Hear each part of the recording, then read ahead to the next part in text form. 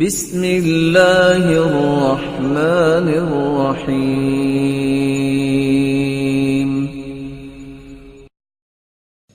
پڑھنا تو ہوا ہم نے اخبار ہی، اور معلومات لینی ہوئی ہم نے گوگل انکل سے۔ اگر وہاں سے نہ ملے تو یوٹیوب آنٹی کے پاس چلے گئے۔ دین کہاں سے سمجھائے گا؟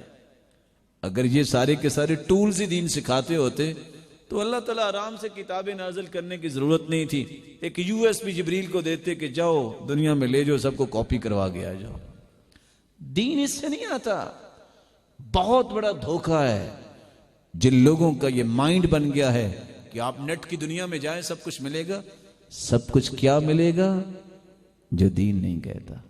دین وہ ہے جو قرآن میں ہے، دین وہ ہے جو احادیث میں ہے، دین وہ ہے جو صحابہ کرام نے دیا، کیونکہ ان کے سامنے وہی نازل ہوتی تھی، ان کے سامنے جبریل احکامات لے کے آتے، سب سے پہلے انہوں نے دین کو سمجھا۔